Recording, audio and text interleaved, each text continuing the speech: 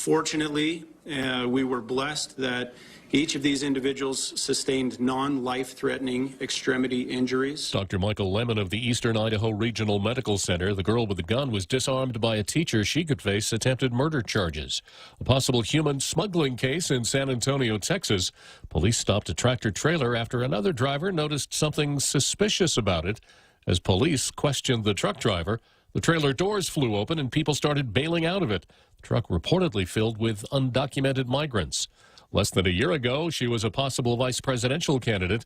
Now Atlanta's Mayor Keisha Lance Bottoms has made a stunning announcement. The rising Democratic star surprised staffers late Thursday, announcing she's not going to run for a second term as mayor.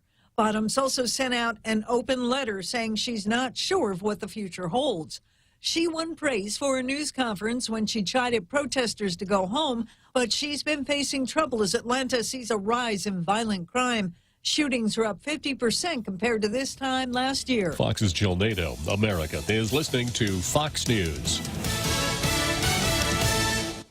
Do you dread waiting in those long, inconvenient lines? That's why you won't find them at Bank Pacific. Go back to our pre-COVID Monday to Saturday hours with all of our branches open. You know, that where others put branches, we place roots thing.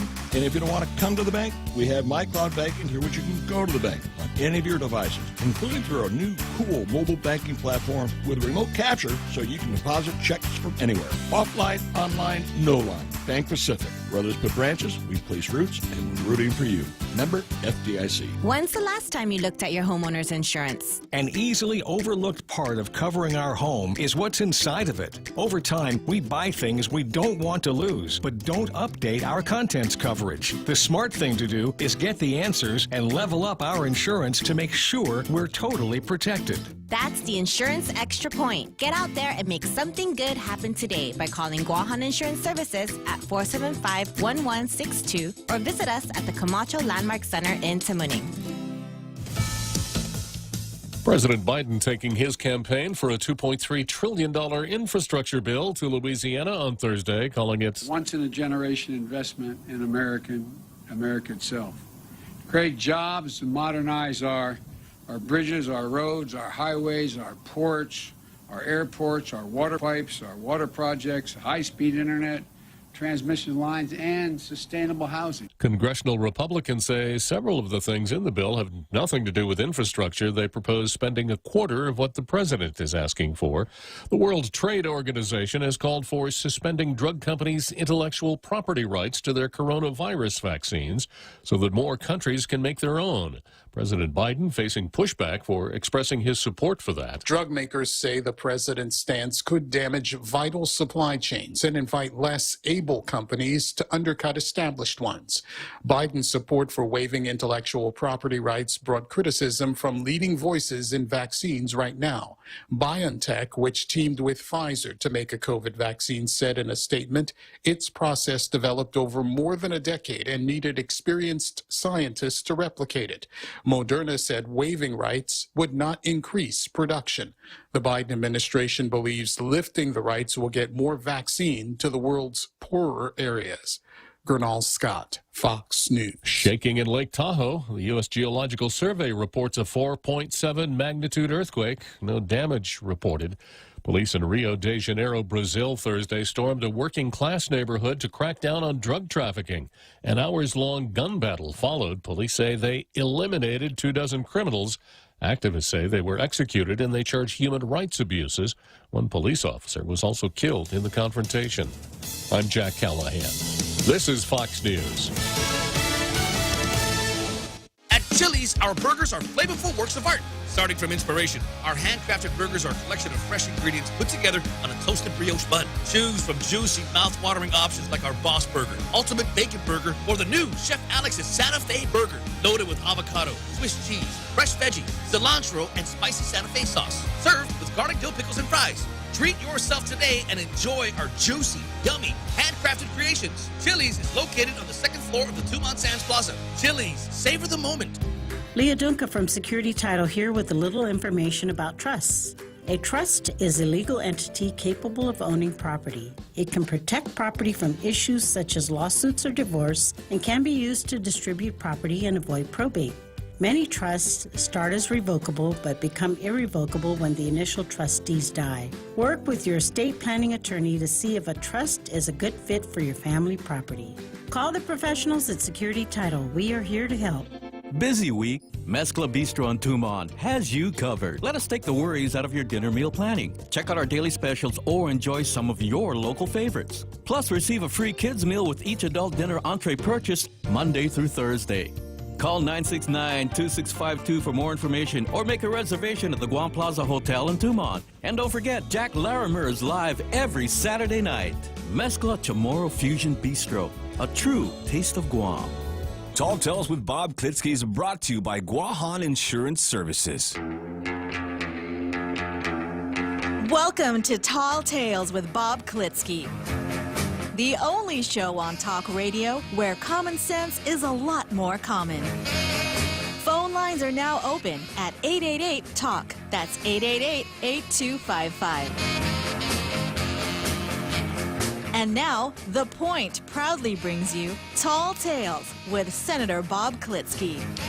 A well-regulated militia being necessary to the security of a free state, the right of the people to keep and bear arms shall not be infringed, even on a Friday afternoon. So here we are, the last day of the week, another exciting episode of Tall Tales before Jose and I turn into pumpkins for 70 hours.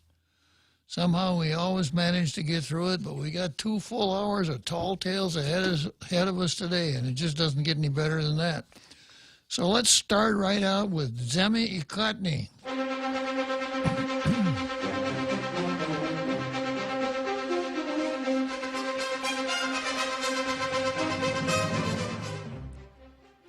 And the title of this is Remove Eyesores. Accelerate Derelict Buildings Program. Now, I could interpret that to mean we need to work faster on developing derelict buildings. It seems like we're working pretty fast already.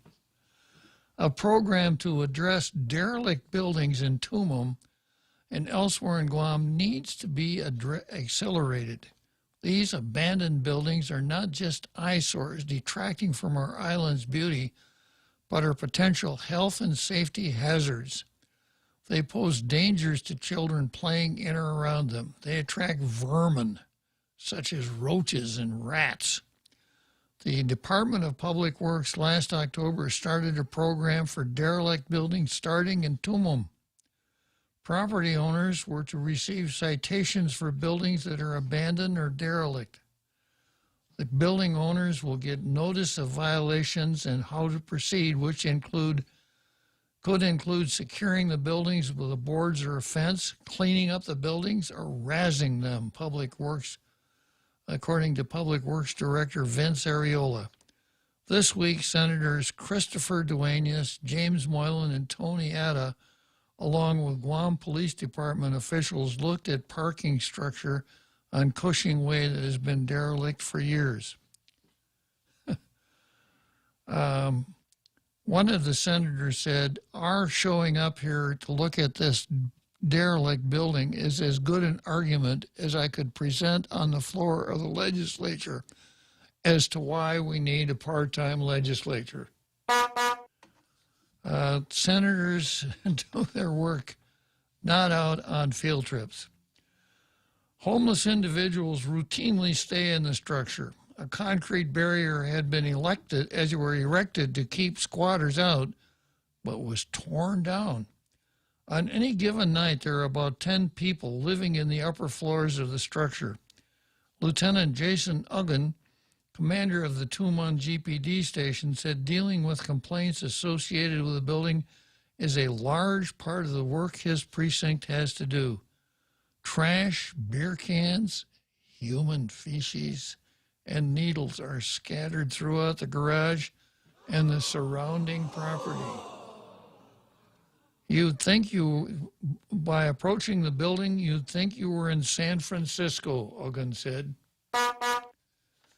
Moylan said they want a fence to be put up and the rubbish cleaned out until the structure can be demolished. This must have been when he wasn't working on Resolution 56. These kinds of problems are seen throughout the island of derelict buildings, and the government of Guam has been too slow in getting rid of them. Now is the perfect time to get rid of these eyesores, especially in Tumum. Okay, well, yeah, I can't say that anyone's going to argue with that. I don't know if I would exactly call that a blistering editorial. Now we'll go to the editorial in the Post. Federal unemployment benefits are ending. Job seekers can avert a painful financial fall. And this is very dramatic. Are you ready for this? Tick tock, tick tock. That's how the editorial starts. Let me start it again. Tick tock, tick tock. That's the clock reminding thousands of Guamanians who are still unemployed or on reduced hours that they're running out of time. Very good, Jose. Thank you. The federally funded unemployment benefits program will expire in less than 4 months.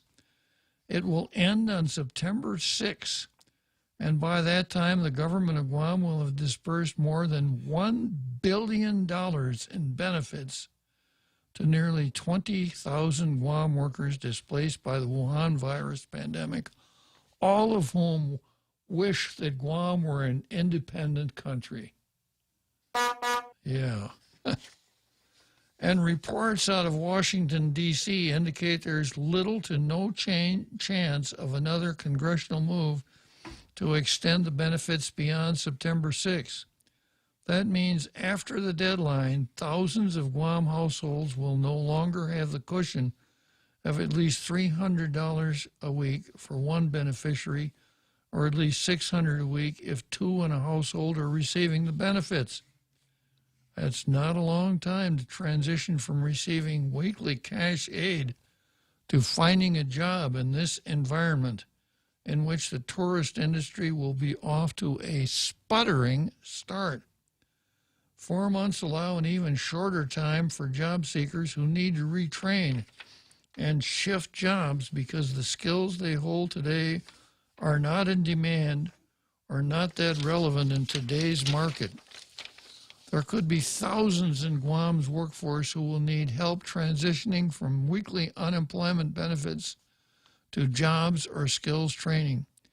And even if GovGuam moves forward with the April 15 tourism reopening date, which of course is not going to happen, we know that, on May 5th,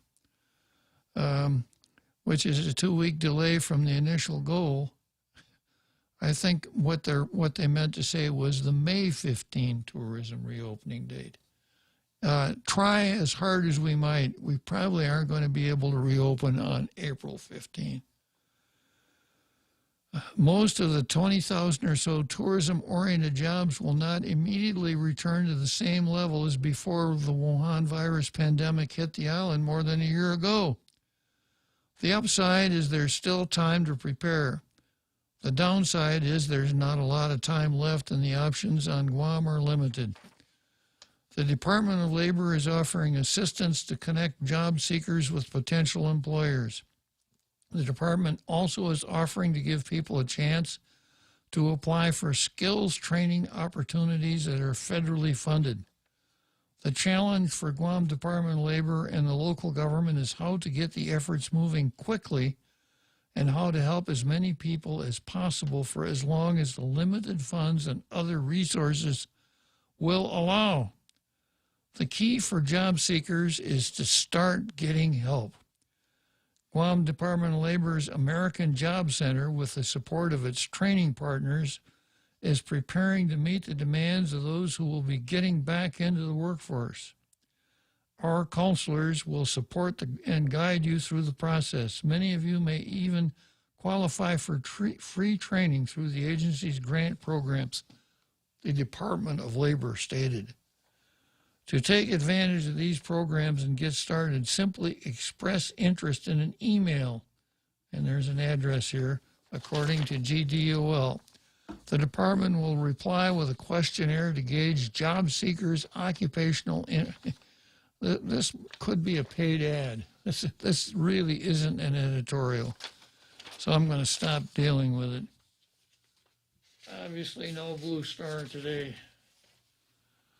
Okay, and I go to my list of, once again, my list of 10.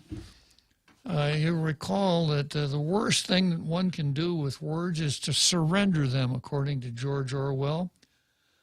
As you were, politics and the English language, Orwell protested not just use of sloppy language, but intentional misuse of language for political purposes. And I'll get into that when I get back on Resolution 56, a classic case of using language for political purposes. Politicians and dishonest media propagandists today use inaccurate language to frame narratives and foster a leftist perspective. Inadvertently, even well-meaning audience sometimes internalize this language and end up propagating the very ideas and framing they fundamentally reject. Don't let that happen to you. And I've got a list of 10 things that you should not use in your vocabulary. Number 1, mainstream media. You'll remember that the article says that the public communication cartel, headed by the New York Times, the WAPO, CNN, CBS, PMS, NBC, do not represent mainstream Americans. Don't say gender when you mean sex.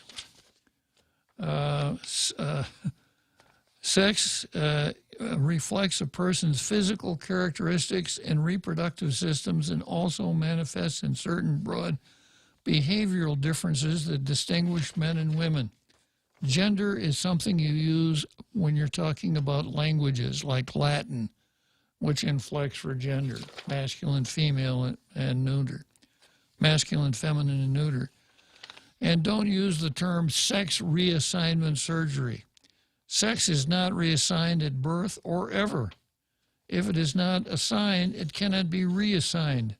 Surgical procedures that remove or conceal the outward appearance of a woman or man's reproductive organs are most accurately described as genital mutilation or amputation.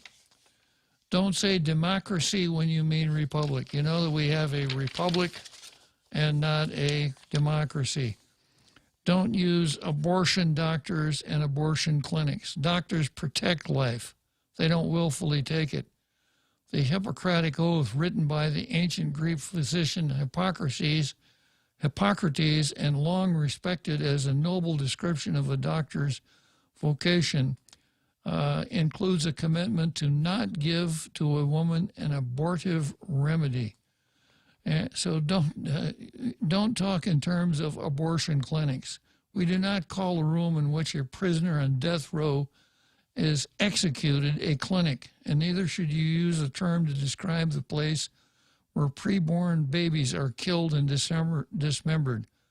Call abortionists and abortion facilities what they are, and I always add here, forget about this pro-life and pro-choice stuff. There's nothing choice. There's no pro-choice for that innocent, helpless human that's killed in an abortion. It's not a moral equivalent. Don't fall into the trap of, well, yeah, I'm pro-life, but I know you're pro-choice, so no. It's not the same thing at all. Anti-discrimination is on the same list. Anti-discrimination policies actually refer to legal preferences based on sex, race, socioeconomic status, or some other category. The Brigham and Women's Hospital in Boston, for example, released an anti-racist agenda for medicine earlier this month that would provide preferential care based on race for Black and Latino patients, all in the name of anti-discrimination. And then the new one on today's list, undocumented immigrant. These folks sneaking across the border, swimming across the Rio Grande. They're not illegal aliens. They're just undocumented immigrants. Undocumented is a term used by people who don't want to call breaking immigration laws illegal. However, most illegal immigrants, and I don't even use the word immigrant here, an immigrant is someone who comes to a country legally, not somebody who snuck in. However, most illegal immigrants have identification documents from their home governments. Further, 16 states, California, Colorado, Connecticut, Delaware, Hawaii, Illinois, Maryland, Nevada, New Jersey, New Mexico, New York, Oregon, Utah, Vermont, Virginia, and Washington, as well as the District of Columbia, issued driver's licenses to illegal aliens, giving them U.S. documents as well. Yeah, well, compassion, you know. Okay, I'll come back to this list tomorrow. And we'll go right on to the card here. And let's see what I have on the card for today.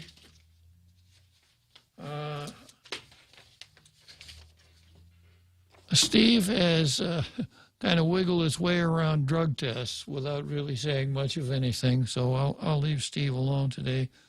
I've got Bavacqua versus Johnny Sablon, where once again Michael Bavacqua, the West Pacific distributor for anti-racism, for critical racist theory, uses Johnny Sablon as a prop for some more of his anti-colonialist rhetoric. I've got the bout that Joe Biden can't lose. It's called Biden versus Biden. I've got Rory versus drug paraphernalia, and a continuation of being woke versus being smart. Resolution 56, which has an awful lot to talk about. All right, so let's get started here with Bavacqua versus Johnny Sablon. And the headline of Bavacqua's column here is, Johnny Sablon helped perpetuate Canton Chamarita, Chamorro music. Over the past 2 weeks, I've discussed musicians like the Chotfris Brothers and J.D. Crutch and their impact on Chamorro language and music. Another name that must be added to this list is Johnny Sablon. In the late 60s and 1970s, his contributions brought new influences to Chamorro music, while also recording traditional songs and keeping them from being forgotten. Johnny Sablon grew up in post-war Hagat, surrounded by musicians, and he developed from an early age a love for singing and music. He sang at the hospital for patients, at parties, and even on shows like the Allen Sect Talent Show, which local comedians call the Allen Sect Comedy Hour. That was before your time, Jose. I think so. Yeah. On KOAM. But like most of his generation, he performed American songs, or some of his own songs, but written in English. Horror of horrors. What a terrible thing to do. How dare he? Exactly. Now, I remember when I first came here back in it was actually the early 60s, and if you went into a gin mill, a bar with a jukebox, which was very common back in those days, you'd oftentimes find Johnny Sablon on the jukebox. And it seems to me like what I remember is Johnny Sablon singing Agate Town. And, of course, I looked through it and I recognized a lot of names that I knew. And who is this Johnny Sablon? Oh, he's a kid that lives in Agate. He's only like 12 years old or something like that, but he's a really good singer. And that's why he's on the jukebox. I thought, well, that's kind of cool. Now, Bavacqua picks it up, and he said when Johnny was 12, his family moved to California. While there, Johnny's talents grew to new heights. He participated in a televised talent show and got second place.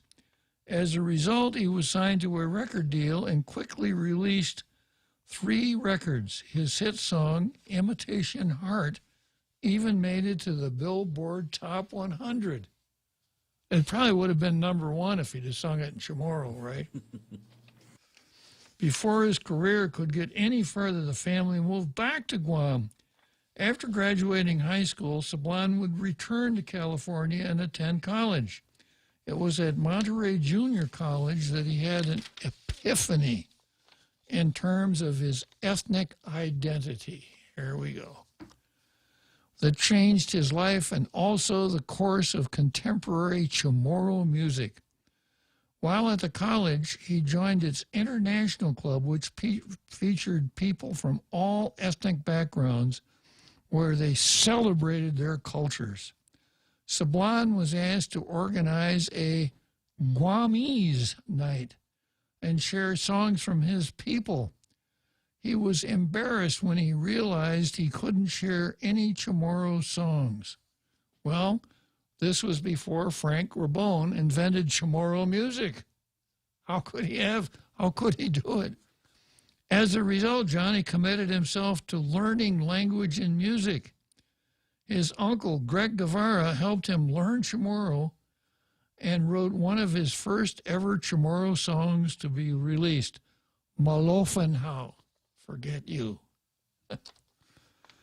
The late master of Chamorro storytelling, Tan Clotilde Gould, also helped Sablan. He visited her when she was living in Berkeley. She gave him the lyrics to a few songs she had written and worked with him to learn the melodies and also to practice his pronunciation. Sablan released his first album, Dalai Neni, in 1963 and released 14 more over his career.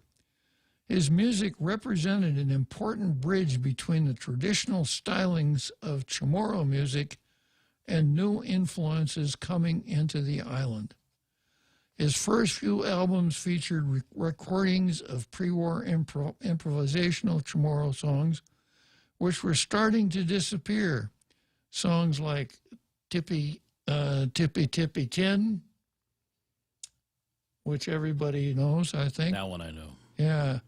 Gumupu Si Paluma were Kantan Chamarita, meaning that while the tune was familiar to all, each person might make up their own lyrics to them. Generations today know those songs largely because of Johnny's efforts. Now here we go. Here comes the punchline. Like many in his generation and far more today, was faced with the tragic ways that cultural change and colonization impacted his relationship to his heritage. The tragic ways. You know, the fact that he became a very successful musician.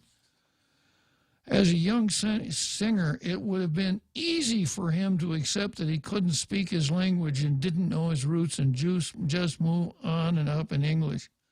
But he didn't. Instead, he made choices that have helped keep the language and a sense of Chamorro identity alive. For many who feel disconnected with their roots, the story of Johnny Sablan offers so many lessons we can learn. Well, here's a lesson you could learn, Michael Bavacqua. Johnny Sablan worked hard and he got good at what he did. And people do that. People who become singers do it with language. I would point you to ABBA, a bunch of Swedes, right? I don't know if they can even speak English, but they were big hits, singing about Fernando, a Mexican, during the Mexican Revolution. So let's stop all of this this cultural busting, as though everybody has to fit himself into one little category and stay there. And if you find yourself in a category that you don't like, look for something to bitch about. This is the essence of the critical race theory that Michael Bavacqua is the Westpac distributor of.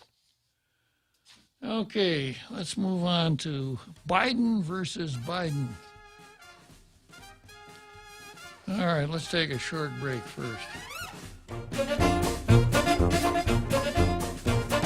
All dads should own a Traeger. And this Father's Day, you can win a Traeger smoker grill for your dad and feast on flavorful wood-fire crafted meals. Cooked with a flip of a switch. Cook low and slow or high and fast with digital precision on your Traeger pellet grill. Purchase $35 or more in fuel at 76 Circle K and enter to win. Gas up today and join Circle K's Father's Day package giveaway. A Traeger smoker grill, a canopy, a cooler full of meat, and 2 cases of Bud or Bud Light are up for grabs only at Circle K. Conditions apply. Visit 76circlekguam.com. Everyone has a busy schedule these days, and sometimes we forget to schedule our routine dental checkup and cleaning. Don't neglect your dental health. Schedule one today with Dr. Robert Yang and his Smile team, conveniently located at the East West Business Center on Marine Drive, Upper Tumon. Call us today at 647-8702 or 3. Again, that's 647-8702 or 647-8703. We make smiles happen.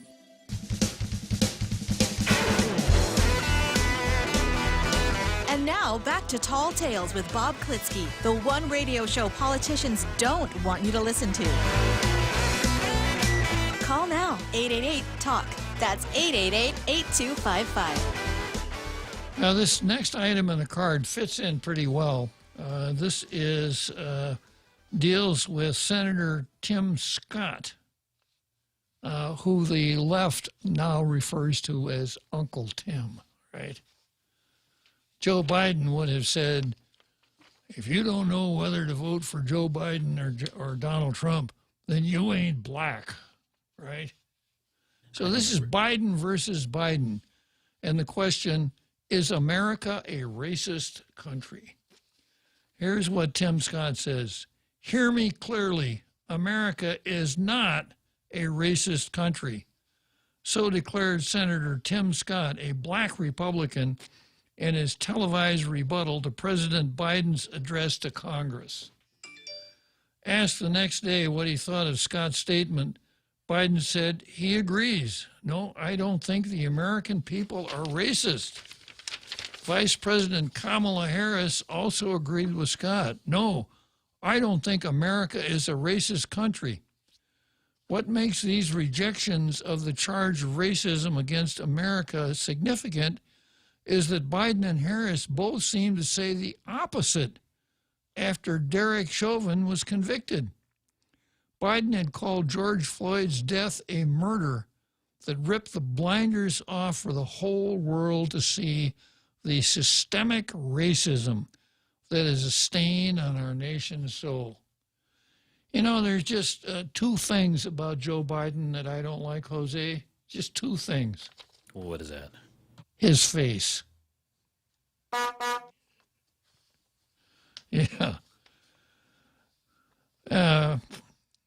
Harris had said much the same. America has a long history of systemic racism.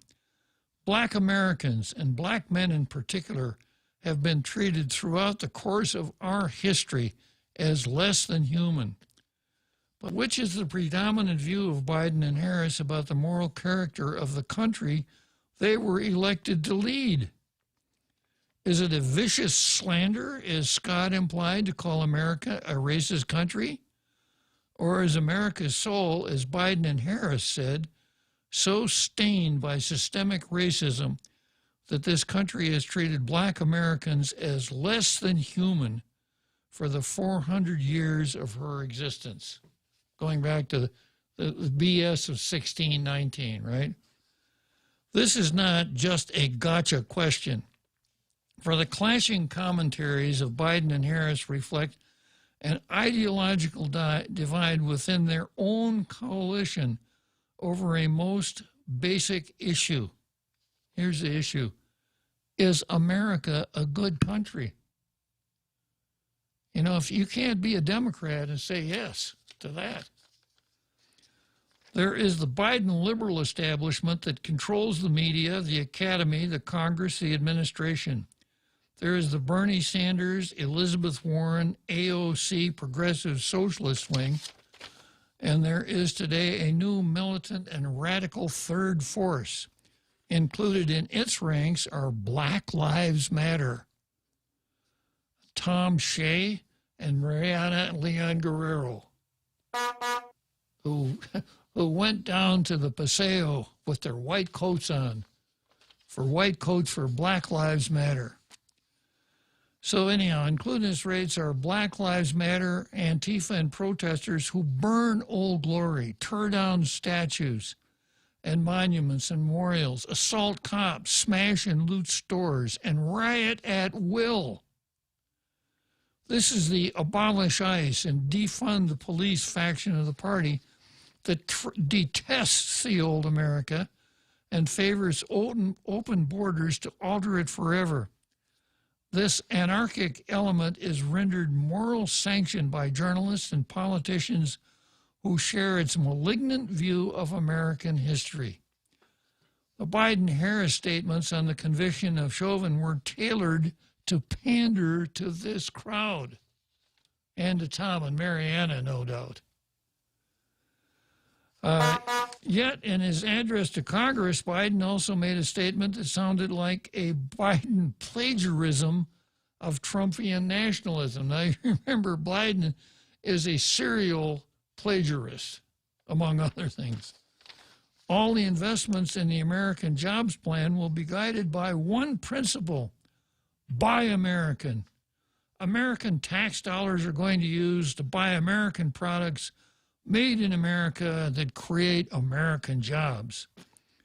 Biden is scrambling to keep one foot in every camp in his coalition by appearing to agree at times with all of them, which means he has to have 3 feet. You know who's a buy American? Biden's face. Biden's face.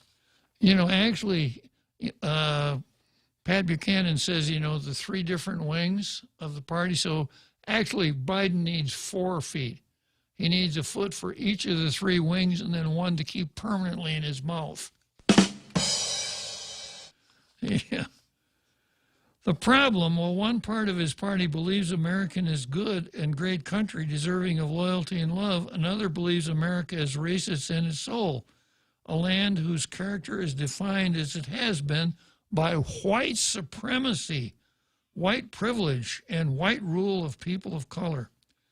In 2020, Trump united the Democrats, but with Trump gone, Biden must do the uniting of his disparate party by himself. And his need to behave at times like a believer in the racist indictment of America he grew up in is probably not something Joe Biden can credibly and indefinitely pull off. Biden versus Biden. And I have a piece that I ought to read here, if I can lay my fingers on it. Probably not. I should have looked for it before the show.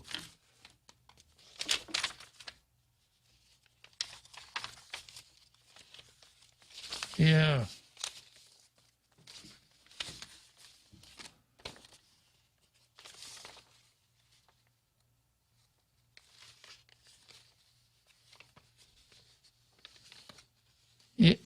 I recently, this is an article that I've had, and I've used it before. I got it in PJ Media.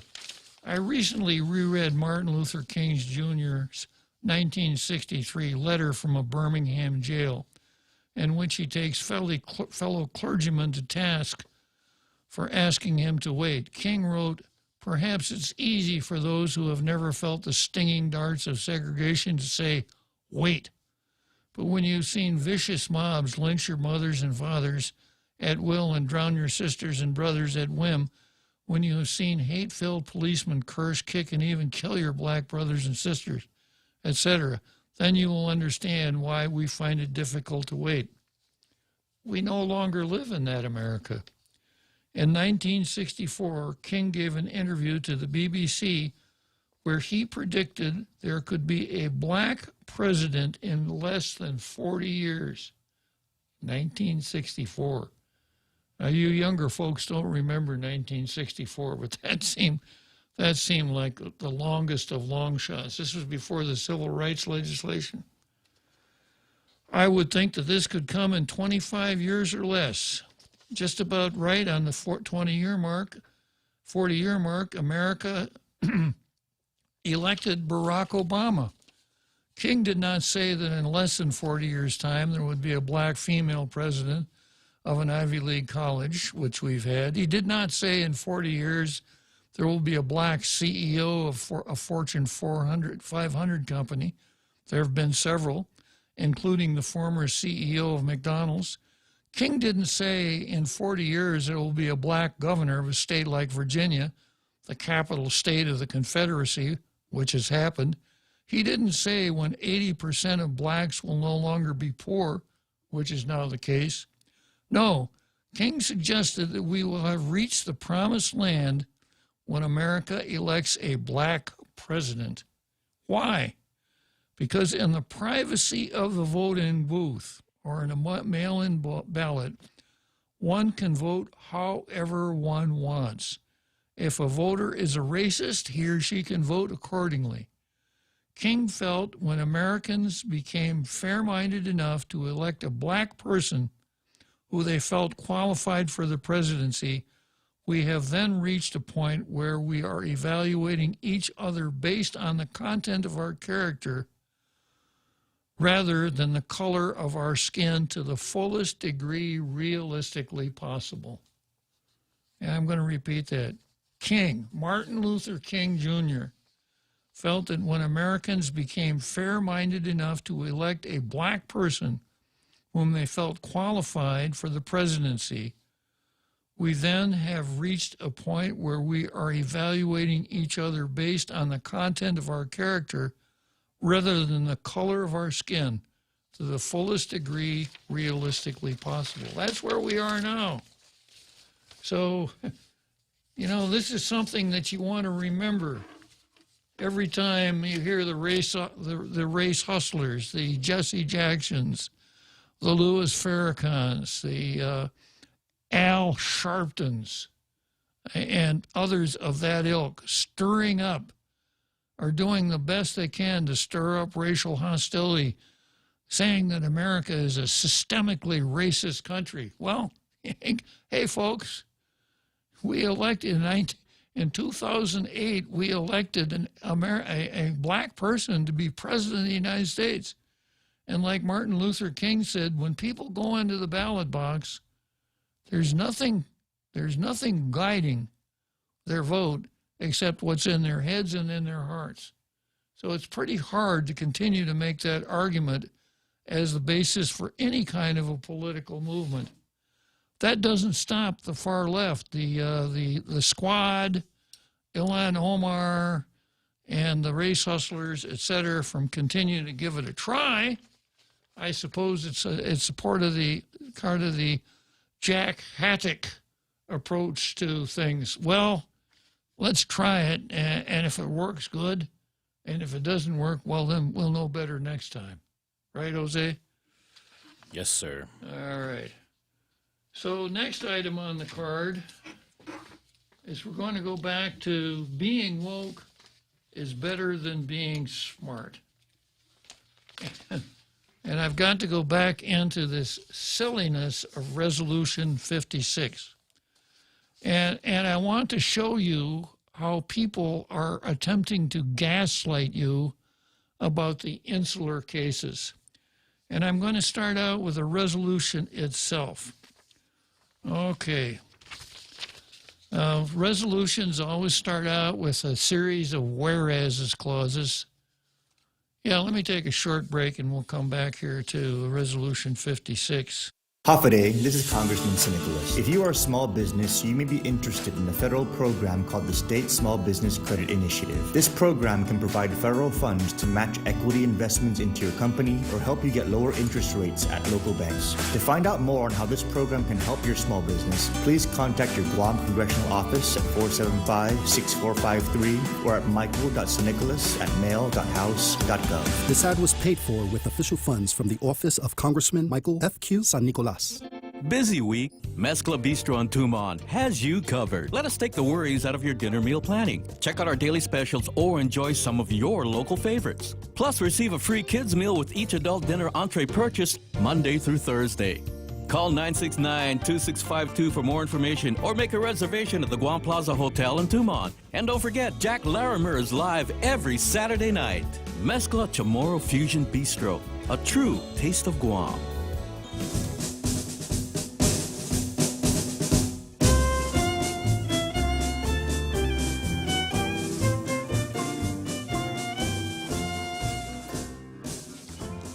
Okay, so here we are back on Resolution 56, and I peeked at Facebook here, and I'm going to repeat something that somebody put here on Facebook. You can guess who it was as I repeat it.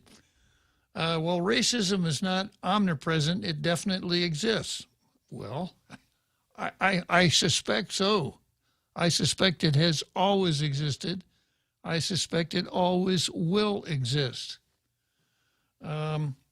It definitely exists. There have been very tragic and ugly, repulsive, infamous incidents, far too many to recount. We cannot ignore history when it's ugly. We cannot ignore it, but we don't have to pretend that it just happened yesterday, which is critical race theory. And a really good example of critical race theory was that middle school essay that I read yesterday. A poor kid had his head filled up, with critical race theory, and of course wrote the best essay because he knew the answer.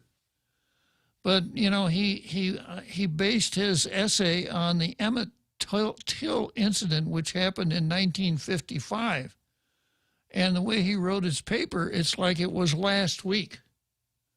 Now, the Emmett Till incident was an ugly, horrible thing, no question about it. But that was 1955. That's 67 years ago. And we've come very, very far since that time. Probably older than the kid's parents. Probably. So, so the critical race theory folks want to take these old examples and pretend that they're happening just yesterday to kind of gaslight you into thinking that it's that way today. And because of that, they want to convince you that America is a systemic racist country. Systemic means that there is within the system of the country racism. Now, there's no doubt that you got some real redneck racists in parts of the United States. I mean, real diehard racists that probably wish they could put on their Klan suits and go out and walk around. That's true. But they're not the majority. They're probably not even the minority.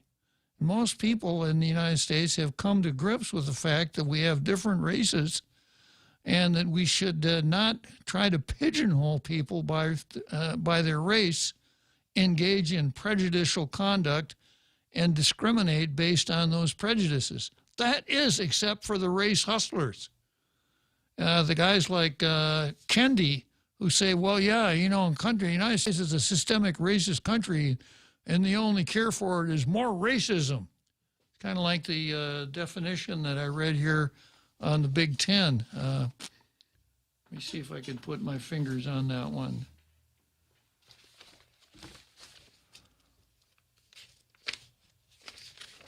Probably not. Oh, yeah, here it is. Too many papers here in my desk. Yeah, like anti-discrimination. Anti-discrimination policies actually refer to legal preferences based on sex, race, etc.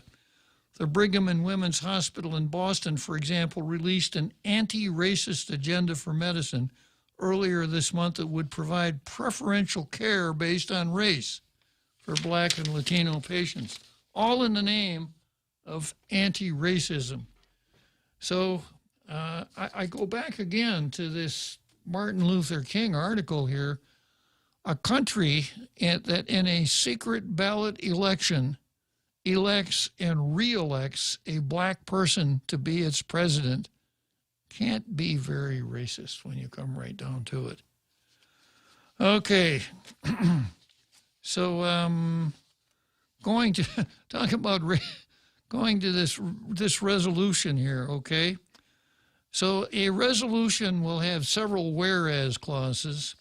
that lay the foundation for the action that the draftsman of the resolution would like to see happen.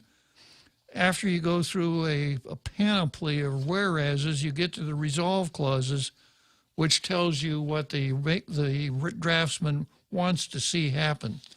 So the whereas clauses in this case, in this resolution, are really something.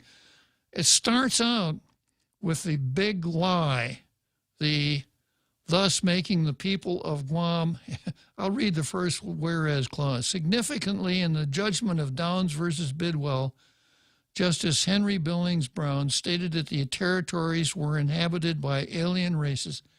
Wrong. And you'll see when I get into this, that's not what he said. Differing from us in religion, customs, and modes of thought, thus making the people of Guam impossible to govern according to Anglo-Saxon principles.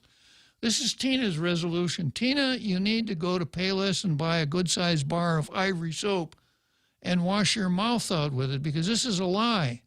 No! Now, if whoever drafted this up for you and gave it to you for your signature and you didn't study it, it's still your fault, because once your name goes on it, it's yours. It's not it's not the Scrivener's, it's yours. Then we go to the next whereas. The United States Navy, in its U.S. Navy report on Guam, 1899 to 1950, described the people of Guam as savages. Yeah. So the report was from 1899 to 1950, and it described the people of Guam as savages. You have to read that to mean that the Navy thought during that period of time the people of Guam were savages, correct? That's what it says. Who needed to be transformed in mind, and it was the responsibility of the Navy to the Guamanians to guide them from disease-ridden medieval peonage to dignity and demeanor of a healthy, self-reliant citizenry in the modern world, which is actually what happened. If you understand what the Spanish regime was like on Guam and what happened after the Americans took over. Perhaps not from any sense of disinterested generosity or Christianity, perhaps from a practical sense. We're here, they're here, we should make the best of it. I don't know. I'm not going to try to read people's minds. And then another whereas clause. Whereas approximately 20,000 Chamorros, the same Chamorro people whom the Navy had called savages, and the insular cases deemed to be unfit to be Americans, etc., faced the Japanese occupation. So we keep coming back here to savages and that the insular cases said unfit, right? Next whereas clause, the same Chamorro people whom the Navy had called savages and the insular cases deemed to be unfit to be called Americans had him, etc. So savages, 1899 to 1950, the Navy said people of Guam were savages, and the insular case said they're unfit to be Americans. All right. So I cheated. I did a FOIA, and Tina sent me that report. And I'm really glad she did. It's extremely interesting, and everybody who signed on to this resolution ought to read it. I not only read it, I studied it, because I figured I got to find that part of the report where all of this horrible language is used.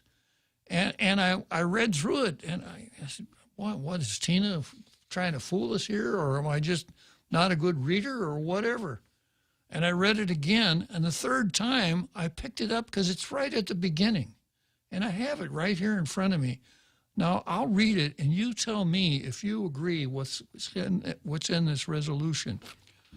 All right, it's the U.S. Navy Report on Guam, 1899 to 1950. Introduction, Guam, 1521 to 1899. That's the part I'm going to read now. The introduction from 1521 to 1899, not during the period from 1899 to 1950. This is the introduction. For uncountable centuries before Magellan, the circumnavigator, discovered it for Spain in 1521, Guam, the largest Pacific island between Hawaii and the Philippines, was the, quote, navel of the world to the seafaring Micronesians who made yearly trading voyages thither in fleets of flimsy outrigger sailing canoes. Seafaring Micronesians. Then came the white man in caravels whose stone-slotted cannon and arquebuses were deemed by 16th century standards the best instrument for the civilization of pagan, here's the word, pagan savages. The proud Guamanians, the super race of the Pacific, possessing an indigenous and complex civilization well adapted to their environment, fought back. Their bone-tipped spears were no match for gunpowder and lead, their ancient witchcraft impotent against Christianity of the zealous Spanish padres.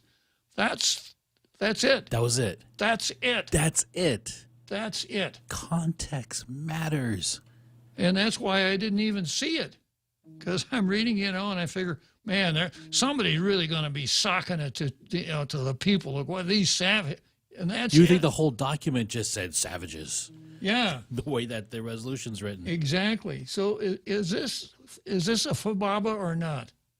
Absolutely. And once again, if Tina were to testify like this in court, she's at least skirting the edges of perjury. So the resolution says, describe the people of Guam as savages. Wow. Yeah. What was that next sentence start with? The sentence after the savages, the proud Guamanians, the super race of the Pacific, possessing an indigenous and complex civilization well adapted to their environment. So proud Guamanian super race was omitted. Yeah. Savages. So, there's a phrase called cherry picking. And I'm sure we all use the word, well, yeah, what Tina did, she was just cherry picking there. Folks, this is not cherry picking. This is horse apple picking. This is walking around in the barnyard where, there's some hay on the barnyard and scratching around through the hay to see if you can find a place where there's some horse taki, a horse apple. This is classic demagoguery of the very worst kind. But of course, it's the driving force behind this whole resolution, the racism, right? Okay, then. That's really eye-opening. I mean, is. this is profound here. It is. It really is. And it just shows you, sophistry is too nice a word. It's like pro-life and pro. This is just lying. This is just lying to the people. All right, let me take a break for halftime, and then I'll come back to the alien racist quote, which is every bit as bad.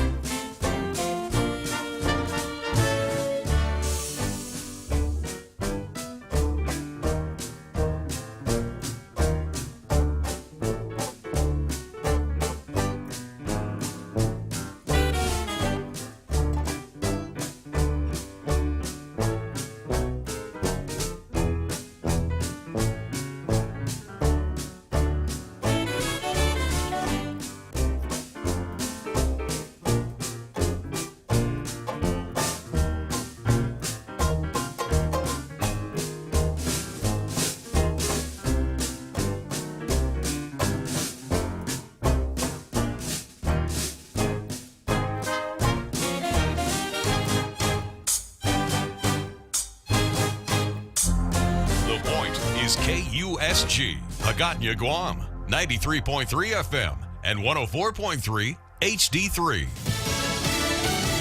The school shooting. I'm Jack Callahan, Fox News. 2 students and a custodian hurt in Rigby, Idaho yesterday.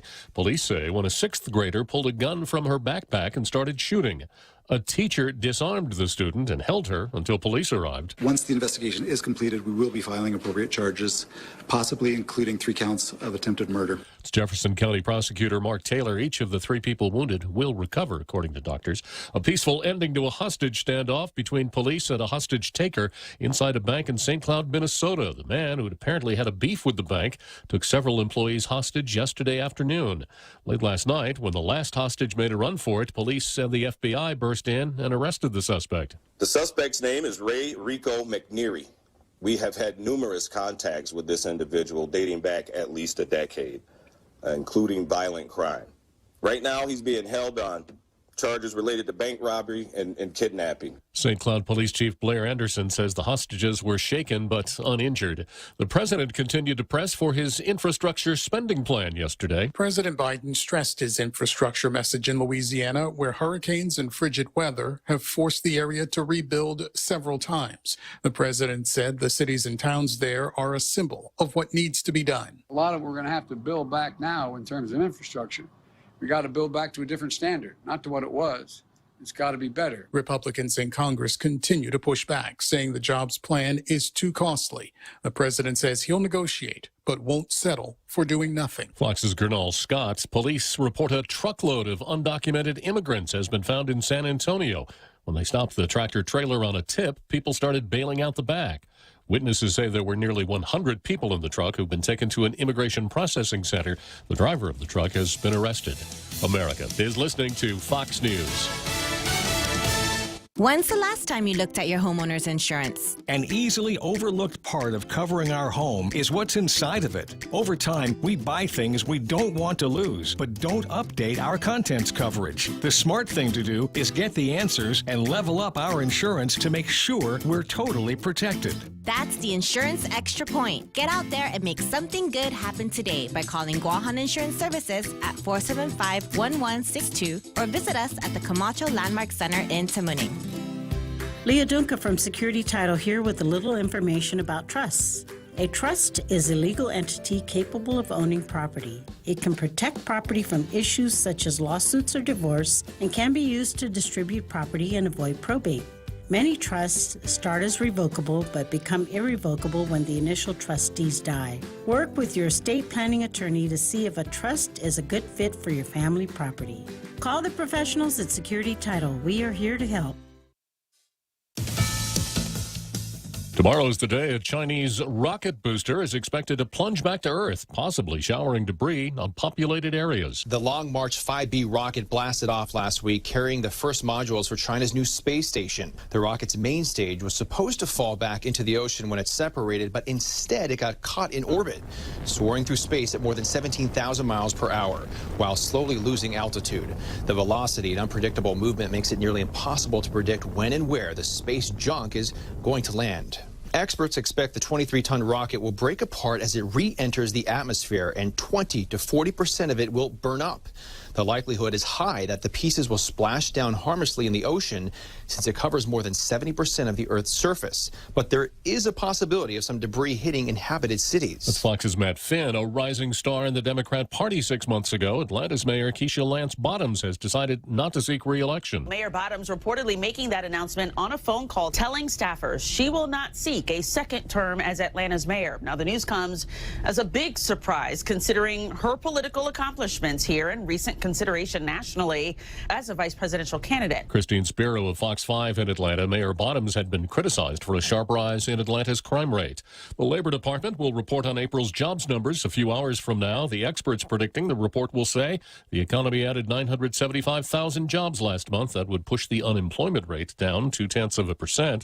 A school nurse in New Jersey is off her job, suspended for defying the school's mask mandate, which she says is hurting kids. I'm seeing children being harmed physically, emotionally, and developmentally. It's really a terrible thing to see and to be a part of, and I need to stand up and say this isn't okay anymore. Aaron Pine also pointing to CDC guidelines that say improper mask wearing can actually increase virus transmission.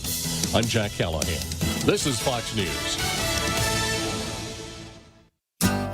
Dread waiting in those long, inconvenient lines? That's why you won't find them at Bank Pacific. We're back to our pre-COVID Monday to Saturday hours with all of our branches open. You know, that where others put branches, we place roots thing. And if you don't want to come to the bank, we have MyCloud Banking through which you can go to the bank on any of your devices, including through our new cool mobile banking platform with a remote capture so you can deposit checks from anywhere. Offline, online, no line. Bank Pacific. Where others put branches, we place roots and rooting for you. Member FDIC. Half a day, this is Honey. Here at APL, our expertise and extensive network can help you grow your business and reach out to more global markets. As a responsible carrier, APL is also committed to a sustainable future, whether it's protecting the environment or investing our efforts in giving back to the community. Our dedicated teams in Guam, Saipan, and on U.S. mainland are here to support you. Call 588-4651 or visit apl.com.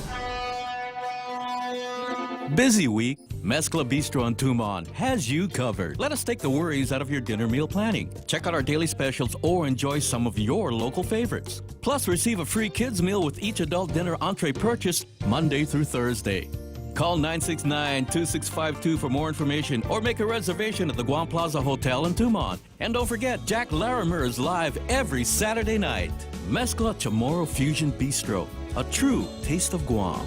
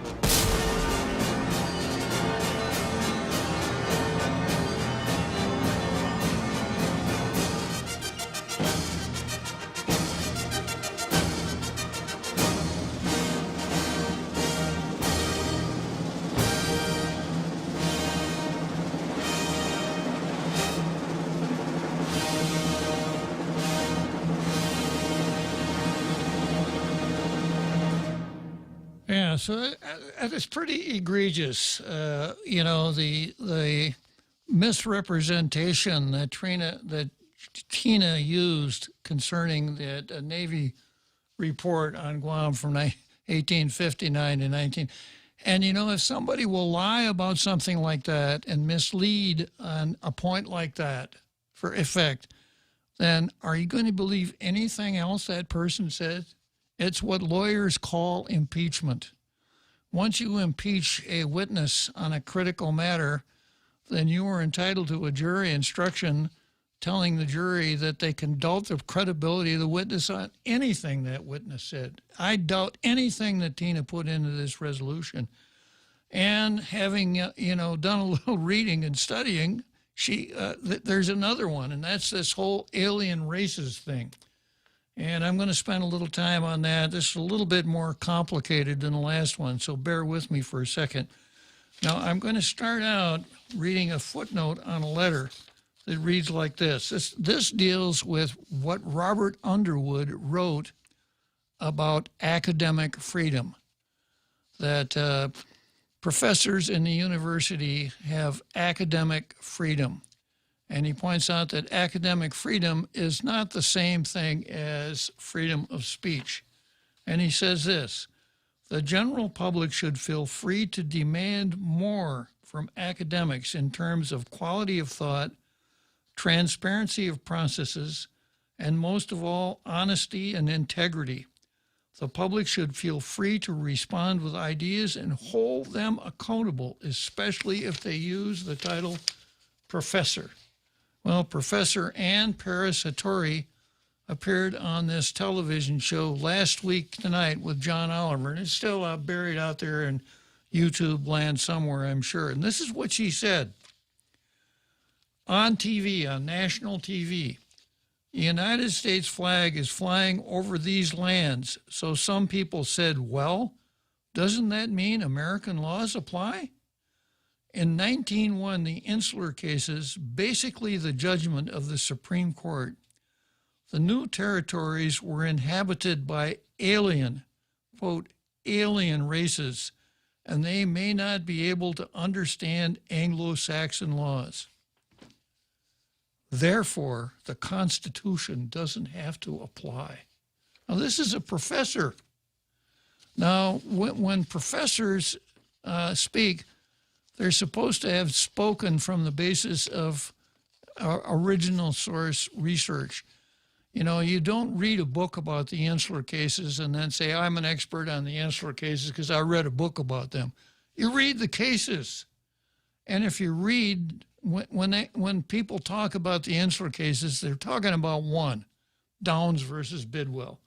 And if you read Downs versus Bidwell, and I'm going to take you through it, you'll see that what Ann Paris said is just dead wrong. So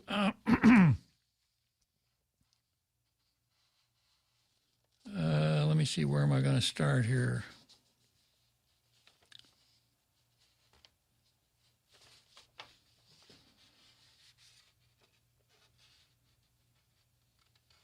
Yeah.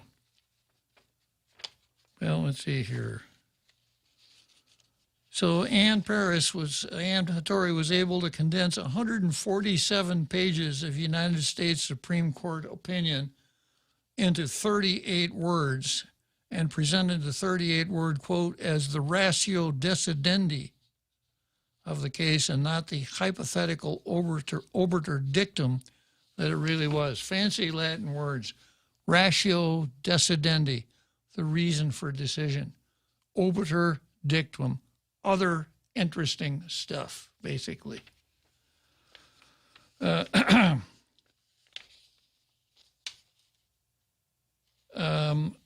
And I've explained this before. After the Treaty of Paris was signed, the first case that got to the Supreme Court was called De Lima versus Bidwell. Bidwell was a collector of customs for the Port of New York. De Lima tried to import bananas into the Port of New York. Bidwell said, you're bringing bananas in from a foreign country. There's a tariff. You have to pay a duty. And the Supreme Court said, Puerto Rico is not a foreign country since the Treaty of Paris. So no duty on those bananas. Puerto Rico was not a foreign country. Well, the next thing that happened was that the Congress passed an organic act for the island of Puerto Rico called the Foraker Act. And the key provision of the Foraker Act was Section 3, that on and after the passage of this act, all merchandise coming into the United States from Puerto Rico and coming into Puerto Rico from the United States shall be entered at the several ports of entry upon payment of 15% of the duties which are required to be levied, collected, and paid upon like articles of merchandise imported from foreign countries. So if you brought oranges from Puerto Rico to New York, instead of paying the regular tariff on oranges, the tariff was 15% pursuant to the Foraker Act.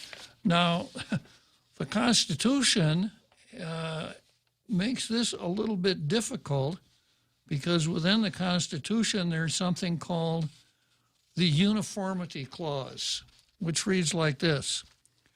The Congress shall have power to lay and collect taxes, duties, imposts, and excises, to pay the debts and provide for the common defense and general welfare of the United States, but all duties, imposts, and excises shall be uniform throughout the United States. So the United States, so Mr. Bidwell said this 15% of the ordinary tariff on things coming from Puerto Rico, which is not a foreign country, is unconstitutional. The Supreme Court said, no, the Foraker Act is not unconstitutional because the Uniformity Clause does not apply to the conquered territories, to Puerto Rico, Guam, the Philippines, and Cuba. That's what that insular case said. And I'll get into the rationale here in just a second, and you'll see that once again, I don't know if I can blame Tina on this solely. Even a university professor has done the same gaslighting, and others, including Robert Underwood, have attempted the same gaslighting. In Downs versus Bidwell, etc., Downs was an importer who sued the collector of customs for New York to recover $659.35 paid in duty for the import of some bananas to George R. Bidwell, the customs collector for New York.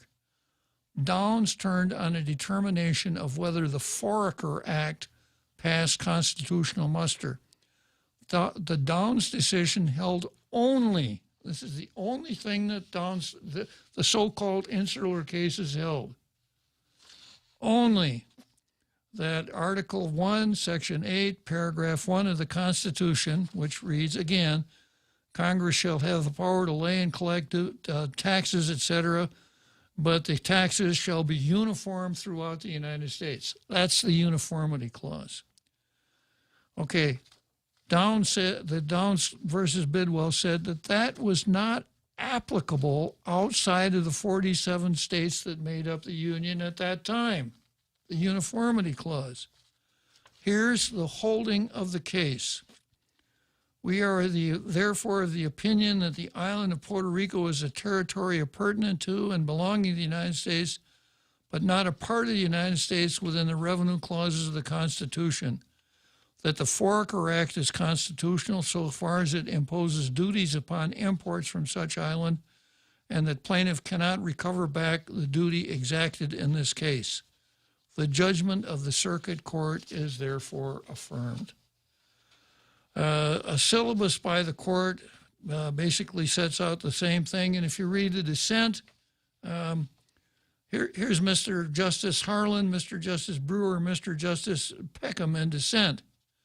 Are unable to concur in the opinions of the judgment of the court in this case. The majority wildly differ in their reasoning by which the conclusion is reached, although there seems to be concurrence in the view that Puerto Rico belongs to the United States, but nevertheless, and notwithstanding the act of Congress is not part of the United States, subject to the provision of the Constitution in respect of the levy of taxes, duties, and imposts. So that's what the holding of the case was. It didn't say anything about second-class citizens, or that's it. That was the holding. Now,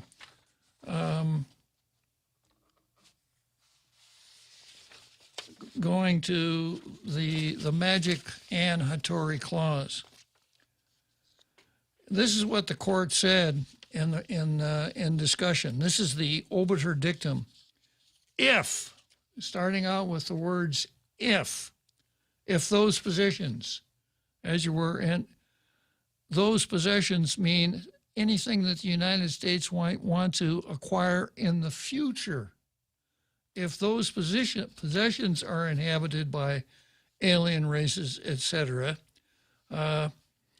the administration of government and justice according to Anglo-Saxon principles may for a time be impossible, and the question at once arises whether the large concessions ought not to be made for the time that ultimately our own theories may be carried out and the blessings of a free government under the Constitution extended to them.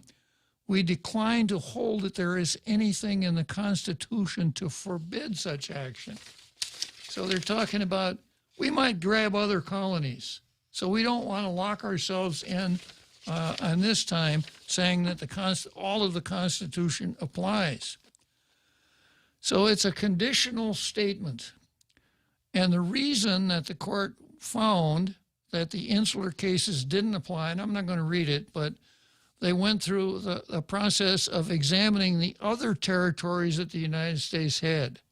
Now, the United States had territories before it had the Constitution, the Northwest Territories. And we had an abundance of continental territories. Even Wisconsin was a territory at one time, right? And the Supreme Court in Downs said, people have assumed that the Constitution automatically applied in those new territories. However, the Supreme Court never held that way. Congress never spoke to that question. We have no basis to hold that even in the continental territories, the Constitution applied. So we're not going to jump off that bridge as far as the island territories are concerned. I got a little bit more here.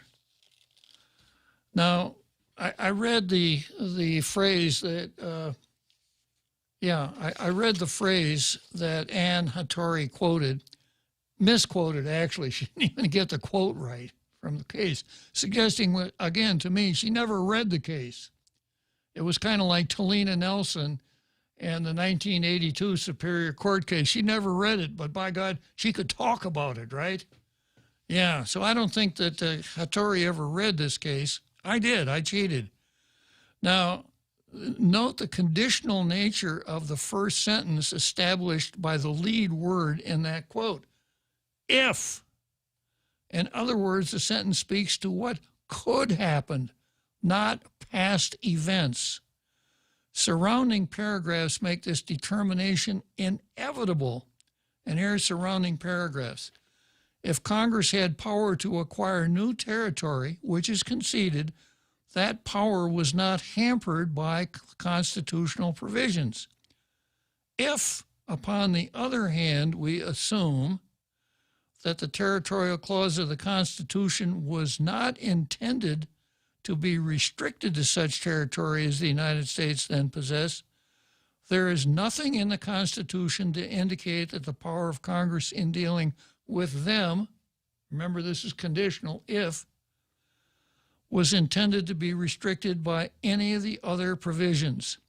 In short, there is absolute silence upon the subject. The executive and legislative departments of the government have for more than a century interpreted this silence as precluding the idea that the Constitution attached to these territories as soon as acquired, meaning the continental territories. And unless such interpretation be manifestly contrary to the letter or spirit of the Constitution, it should be followed by the judicial department, and that cites a case. The conditional nature is emphasized by the first sentence of the quote. Patriotic and intelligent men may differ widely as the desirableness of this or that acquisition, but this is solely a political question.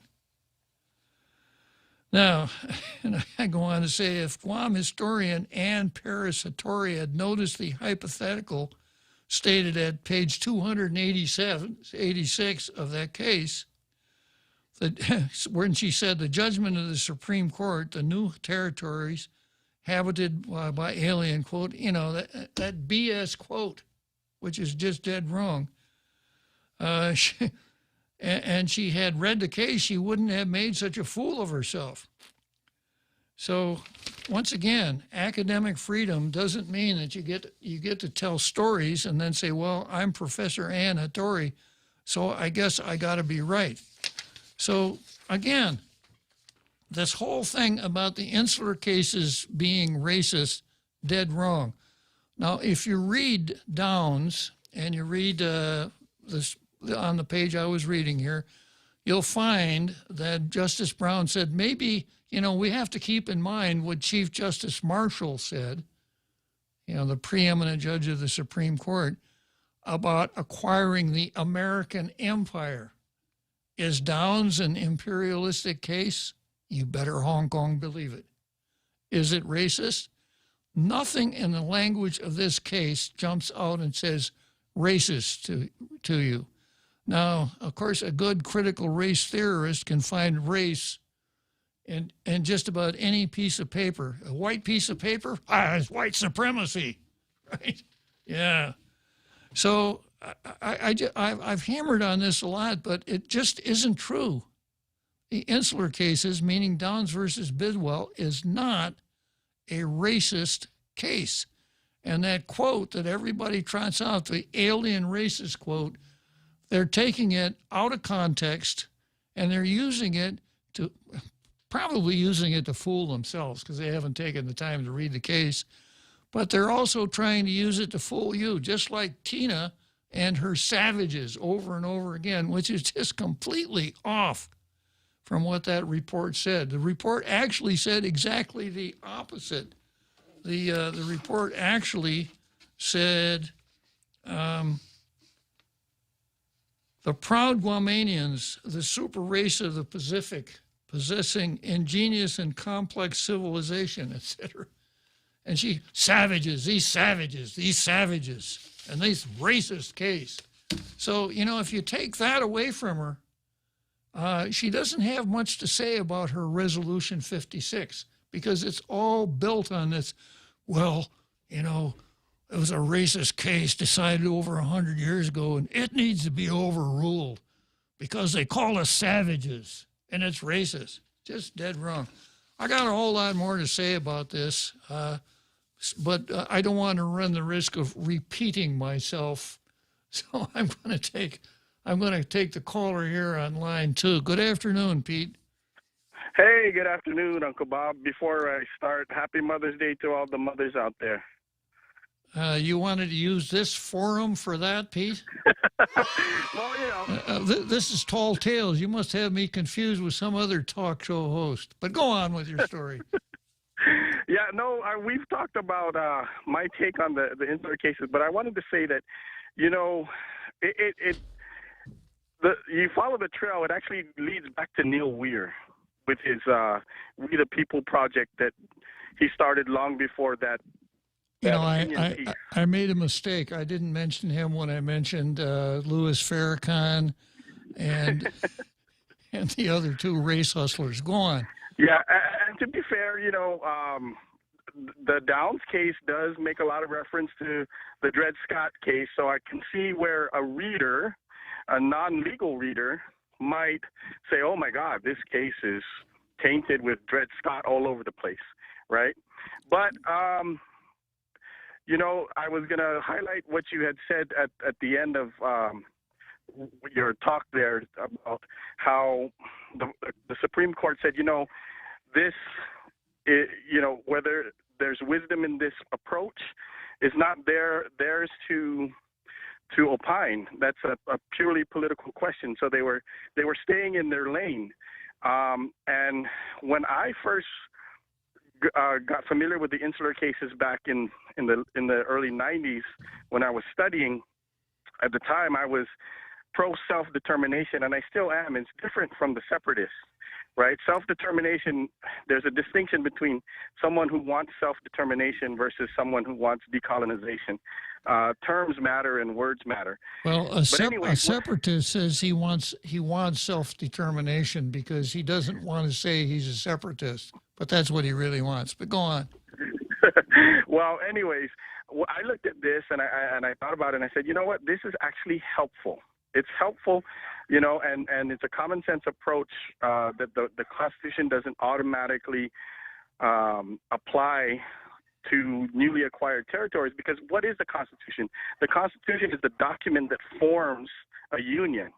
And so when you're newly acquired, you don't automatically say, hey, here's our bylaws, you must now live by it. It's like, hey, if you want to become permanent, then you got to think about these bylaws, and if you want to become permanent, then you become permanent, and then it'll apply to you, right? So, but I had the perspective that this case, these cases, the insular cases, was actually helpful to the self-determination movement because of the way it treats territories, meaning we're not automatically and permanently attached. There's still room to have self-determination under this rubric, right? And here comes Neil Weir and turns that on its head, and then now what makes everyone decry the insular cases, that they're the worst things that ever happened to Guam, and you've already discussed about how beneficial these cases have been for Guam and the other territories. So that is very poor foresight of Neil Weir, to take something that could have been advantageous, could have been argued in an advantageous way to the self-determination movement, and turn it on its head because he wants to be a modern-day Salvatoris.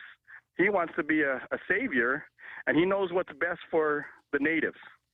And so that's my thing about Neil Weir, is that he comes along and tells us, oh, this is good for you, or this is how you should argue it, and it's totally opposite and counter to the movement. Well, if by some miracle, this John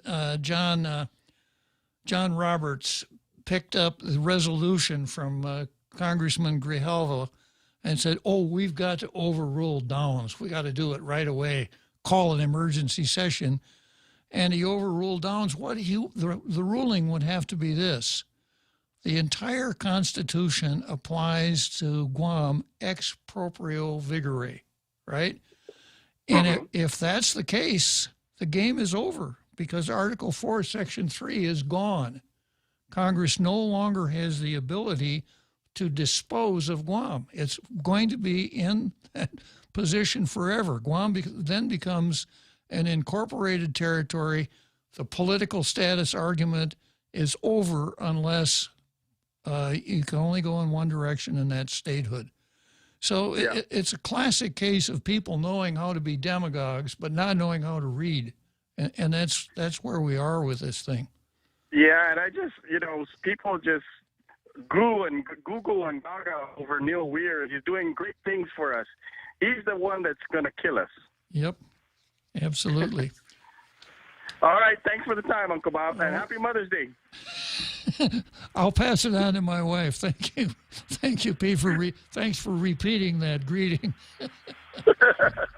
Bye. All right. So I got to go to the seventh inning stretch. Then after that, I'm going to go to France. And then when I'm in Paris, I'm going to see if I can find a drive-through, because I suspect Jacques. Drive-through Jacques is over there somewhere. Hey, big news! Now you can listen to The Point on radio.com. And radio.com gives you so much more. Local news stations give you what's going on in your community. Get national news from CBS, CNN, or Fox News Radio. Take a break with one of the hundreds of music, sports, and talk stations. Love podcasts? Radio.com has thousands of true crime, comedy, kids and family podcasts, and more. Listen anytime, anywhere. On your PC, smart speakers, and a variety of connected devices. Or download the Radio.com app now from the App Store or Google Play. All dads should own a Traeger. And this Father's Day, you can win a Traeger smoker grill for your dad and feast on flavorful wood-fire crafted meals. Cooked with a flip of a switch. Cook low and slow or high and fast with digital precision on your Traeger pellet grill. Purchase $35 or more in fuel at 76 Circle K and enter to win. Gas up today and join Circle K's Father's Day package giveaway. A Traeger smoker grill, a canopy, a cooler full of meat, and 2 cases of Bud or Bud Light are up for grabs only at Circle K. Conditions apply. Visit 76CircleKGuam.com.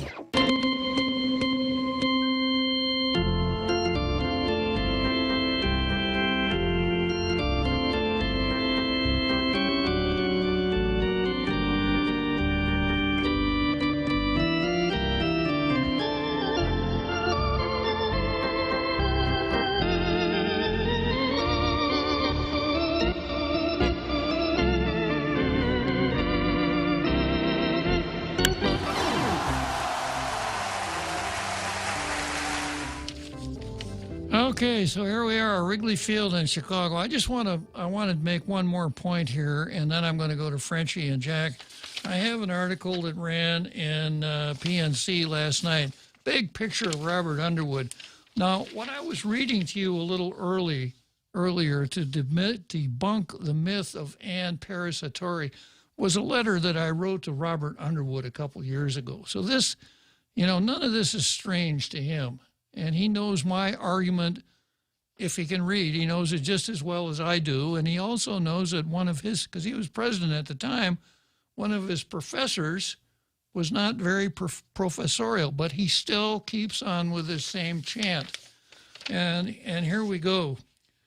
The Guam legislature held a public hearing. The resolution rejects the insular cases, a series of Supreme Court decisions that affects Guam and other territories to this day. But Dr. Robert Underwood says a resolution doesn't go far enough. Resolution 56 seeks to endorse the passage of House Resolution 279, which condemns the colonial legacy of the insular cases at the federal level. The resolution reads in part, the insular cases, quote, rest on racial views and stereotypes that have long been rejected, are contrary to our nation's most basic constitutional and democratic principles, and should be rejected as having no place in the U.S. constitutional law. The congressional resolution rejects the insular cases, etc. But Underwood says the resolution doesn't go far enough. Let's see. Resolution 56 highlights language from the insular cases themselves that says the territories are, quote, inhabited by alien, Yeah. Some may wonder why a series of Supreme Court decisions from the early 20th century would be important today. Dr. Robert Underwood spoke with News Talk 57's Patty Royer, another constitutional scholar, if there ever were one, about the statement he made about the insular cases during the hearing. Here's a quote. I made the statement that the insular cases encode in the DNA of the political nature of the United States that colonies are okay. Okay, I can go along with that. It's okay to have a colony. It's okay to have a territory that's foreign in a domestic sense. Nah. That you can rule over without consent of the government, that you don't have to give them any part in the policy making, etc. That's a total lack of consent of the governor. That makes Guam a colony. He said, ultimately, Congress will have to create a binding political process to change the political status, not only of Guam, but the country's other territories. Although he also said that such initiatives tend not to come from Congress, but from the president. So really, I don't know why he had to buy into the Ann Paris Hattori quote. What he said makes sense. And the resolution not only doesn't go far enough, it doesn't go anywhere at all. The only place it goes is to be very insulting to people in the national capital. It goes to show that we really don't know what the hell we're doing out here, and that we're asking for stuff that's absolutely stupid when we should be going to Congress and asking for things like a 903 provision like the Northern Marianas has, relief from the Jones Act. Let's talk about compact impact. How about life tenure for our district court judge? And that kind of stuff, instead of this silliness that Tina has captured so much attention with. Okay, let me go to Frenchie, and then after that, I'm going to go to Drive-Through Jacques. Good afternoon, Frenchie. Good afternoon, Bob. How are you? I'm doing great, Frenchie. Good. Yeah, you're on a roll. I wanted to, the other day I couldn't call when you were talking about SHPO and what was the name of the gentleman that testified in front of the legislature that he only had 9 employees. Yeah. Versus Patrick Lujan. Yeah. Yeah, Patrick Lujan versus 49, I think, for Hawaii. You know, again, a perfect example of government officials that do not know how to calculate and just want to expand their little domain of expertise. But Hawaii, as far as I watched from the latest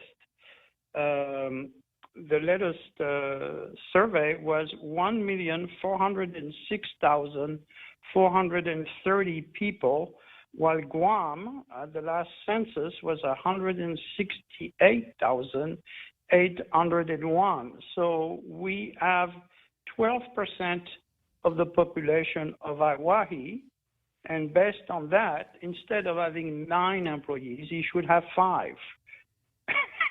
Well, So- my analysis was that he had one too many. He had Carlotta, whose job was to play hide the ball with information. Hide the ball, yeah. Yeah. But then she really works for Lou, so Lou is for hide the ball. So, but that was kind of fun to listen and watch those people making fools out of themselves. So what's very interesting in this whole thing is that Bevacqua, who is becoming a champion, are doing reverse cultural appropriation. He's grabbing at straws and look. Last year in April, we were wondering what the pro-independence people were doing. Well, they were busy looking for bits and pieces of what they portray as historical facts, which you have so aptly totally debunk, and make it as a case for themselves. They grab at straws, and even that history professor, is typical of those post-Marxist professors that wanted to prove that everything that was colonial was bad and everything that was anti-colonial was good. We saw it in Europe in the 60s and 70s.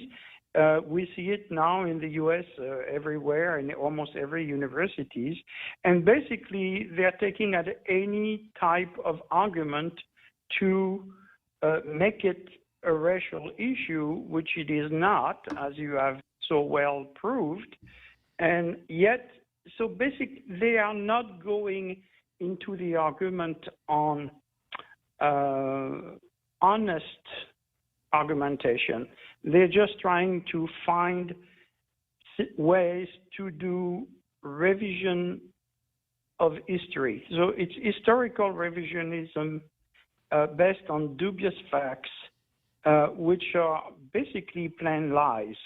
And all the people, Munya Barnes, Robert Underwood, and everything, they basically have one unique goal, which is pro-independence, as I mentioned before, based on the plan that was made for New Caledonia. And I would urge everybody that has time to look at the process for New Caledonia for so-called independence has been established. Basically, Bevacqua, Underwood, and all those people are taking that roadmap and trying to apply it to the United States, notwithstanding the rules of law of the United States. And that's what they are pushing. It is an agreement that was made with a socialist government in France, who is anti-colonial, even though they were the one that pushed for colonialism during the French history. Those are exactly, they're following that roadmap, trying to go to the UN.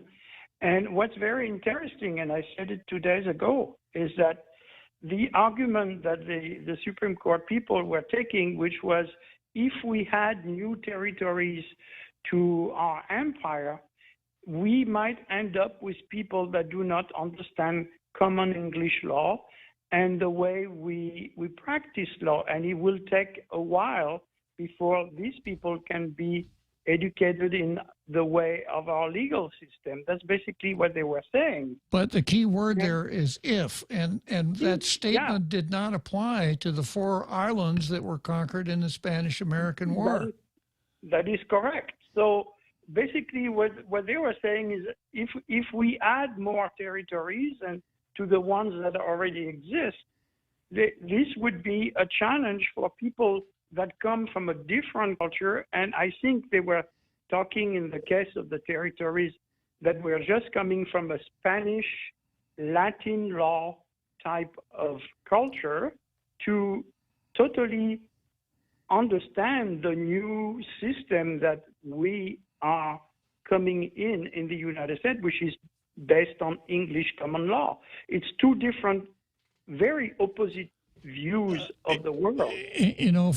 Frenchie, even if that statement were meant for the 4 territories conquered from Spain, it still makes sense because Spain followed the old Roman civil law, no jury trial, whereas Anglo-American law uses a jury trial. That's correct. And to all of a sudden say, okay, starting tomorrow, we're going to use jury trials, it probably wouldn't work out very well. It didn't work out very well after Saipan, after the Northern Marianas became U.S. territories. It was really hard to get a conviction and a criminal trial because it just isn't the way people in the Northern Marianas operated at that time. Yeah, that's correct. So, I mean, even if you, like you say, even if you agree that they were talking about the 4 territories, which you have demonstrated they did not particularly were talking about that, then the argument was, we're coming with an alien way to our system of looking at the system of law. And this totally makes sense. And we've seen, on top of it, the Marianas, not only were they in the Spanish system, then later they went into the German system, which is also based on Napoleonic law, which is Roman law. So very interesting. So this is basically where we're going, is that transhumanism approach to world history, which is very dangerous. Very much so, Frenchie. So I got to take a break, and then I'm going to see if I can find drive-through Jacques over there in Paris. This is your jack of all trades. Yeah.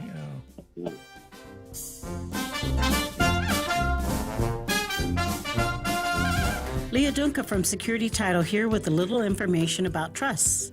A trust is a legal entity capable of owning property. It can protect property from issues such as lawsuits or divorce and can be used to distribute property and avoid probate. Many trusts start as revocable but become irrevocable when the initial trustees die. Work with your estate planning attorney to see if a trust is a good fit for your family property. Call the professionals at Security Title. We are here to help. Hafaday, this is Congressman Nicholas. If you are a small business, you may be interested in a federal program called the State Small Business Credit Initiative. This program can provide federal funds to match equity investments into your company or help you get lower interest rates at local banks. To find out more on how this program can help your small business, please contact your Guam Congressional Office at 475-6453 or at michael.sannicolas@mail.house.gov. This ad was paid for with official funds from the Office of Congressman Michael F.Q. San Nicolas.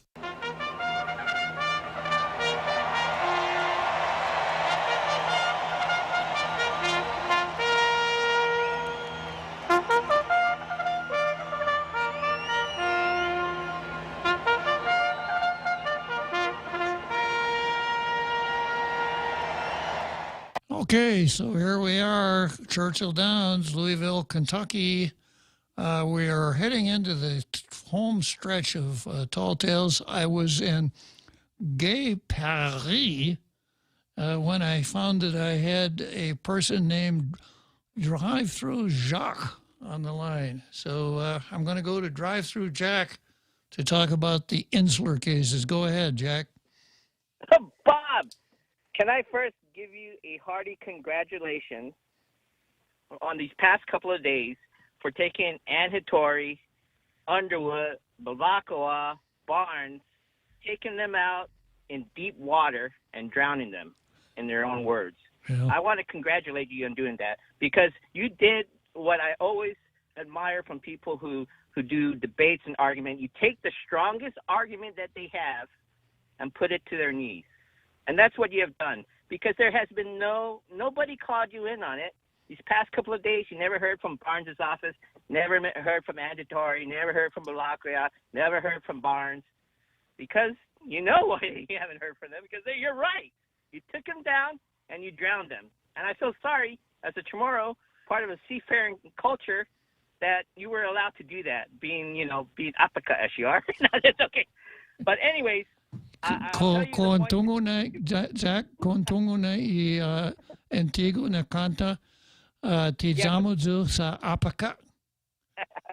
Yeah, but hope Cristobal is more uppercut than you. So, but anyways, we're talking skin color. No, but anyways, you've proven the alien race, and also about the savages, and you took him down, and you took him down good.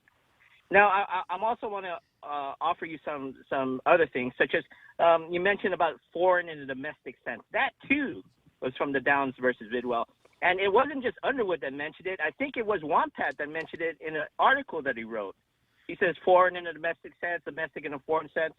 He didn't give any proper quotations to where he got it from, but he lifted that from that court case also.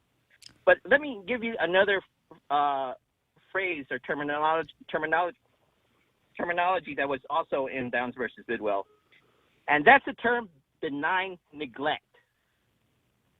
That was in Downs versus Bidwell too, and it was discussing the relationship between these outer territories and the U.S. government, and this is what exists today, because all the U.S. is doing is, hey, what's the problem with Guam? Oh, they need more money? Okay, there it is. It seems to solve the problems for all sides. If there's something, you can throw money at it, throw money at it, and that's the problem that we still have today. Benign neglect. We're not big enough. So they just, deal with us monetary-wise. Now, here's the thing. If I could just briefly just say what the whole argument that you presented this past couple of hours when it comes to the territories, and this is the question that needs to be asked, and it's still true today. Does the Constitution follow the flag? That's the question. That's the question for everybody out there. That's the question that they need, that's being asked. Well, that's the question that Downs answered, Jack. Yeah, and they did, right? They answered it, and it's still true today. Yep. So all this stuff, all these smoke and mirrors that they're trying to put in front of us, and like Frenchie said about reinventing history, and like Peter said that. Peter's correct. We need self-determination, and I concur with him. And I also could extend that we need self-determination. I know this is an argument between us. You'd rather, you say that we could write our own Constitution, but I still think Walter Burns was correct that before people can have a Constitution, they must first be allowed to constitute themselves. And to constitute yourself, and Peter's correct, you need that self-determination mechanism. But anyways, I just wanted to call in, and I feel sorry that you had to take my sisters and brethren out to deep water. And if only they knew it was only 3 feet of water and they could stand up, but unfortunately they didn't know that, and you drowned them. And I hope you continue to do it. I hope that you offer a challenge to them to come in your show and debate on the merits of what they said, and you find there are no merits in what they said. And so just keep up doing the good work, Bob. And well, happy Mother's Day. That's my job, Jack. Thanks for great work. Thanks for the kind words, Jack. Always good to talk to you. Okay, so I've got another Joe who apparently wants to make a public service announcement, and then I've got R. Carl who wants to talk about the insular cases. So I'm going to entertain R. Carl, and if there's time at the end, after I've heard out R. Carl and I've wrapped up, I'll let you make your public service announcement, another Joe. Going now from the insular cases straight to the most dangerous man in the room. Good afternoon, R. Carl. Hey, Bob, I don't have a lot to say, so I'll try to get it over with. What I have to say has only indirectly to do with the insular cases. It's more about American imperialism. And I think we need to remind ourselves why exactly America is even here on Guam. During World War II, America lost over 400,000, I think it was like 407,000 American soldiers in trying to stop the advance of National Socialism and Imperial Japan, and after the war was over, they took not a single colony. Not a single one. I mean, it's in Europe, okay, the main theaters. And the same thing, basically the same thing happened during the Korean War. After the war was done, and they drawn that parallel, and they did not take any territory. They just, they just had a new ally in South Korea.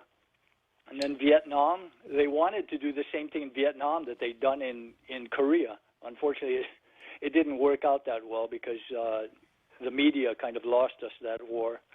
We were winning on the battlefield, but we were losing in the minds of the public. And the whole reason why they're out here, and you can, agree or disagree with this, is because they're trying to do the same thing. They're trying to provide a counterbalance to an expanding communist threat. Well, I want to go back China to doing that now. I want to go back to the word imperialism. And if you look at the history of the Spanish-American War and the time at the turn of the last century, the United States had not been an imperial country up until that time. But at that time, the decision was made, the United States is going to be an imperialist country. The Democrats fought it hard.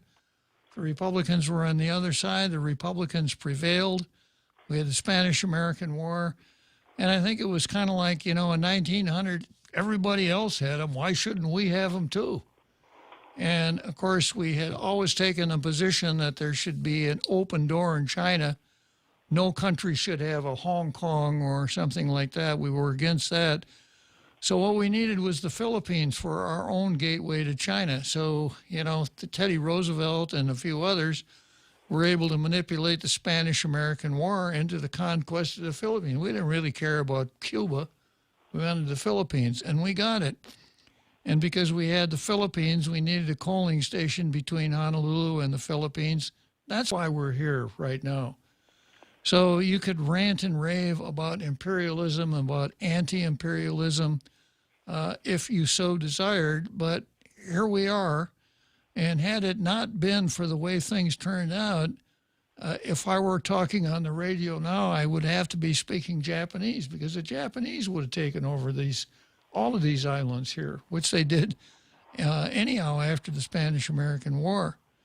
So that's where we are. And I always maintain that we are in part of the American empire.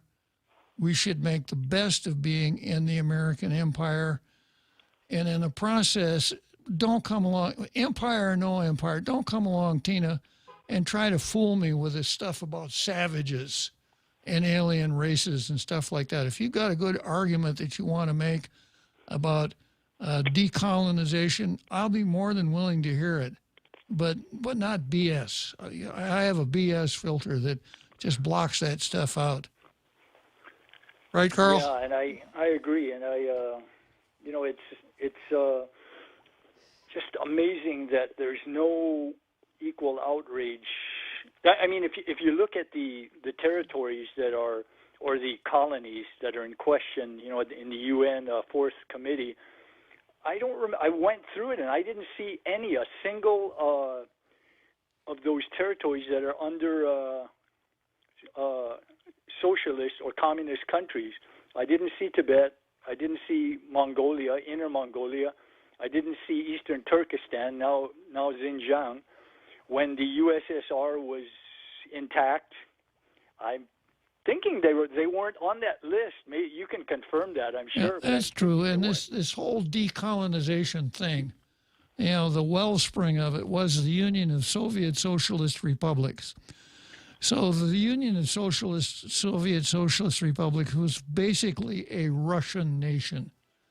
And the Russians, during Tsarist time, had taken over all kinds of territory all the way across Asia, which they incorporated into this fictional outfit called the Union of Soviet Socialist Republics. I guess I'll have to finish this up on Monday, Carl, but anyhow, I got to wrap it up for today. Another Joe, maybe you can try again on Monday. We'll be back on Monday after a 70-hour hiatus. Adios.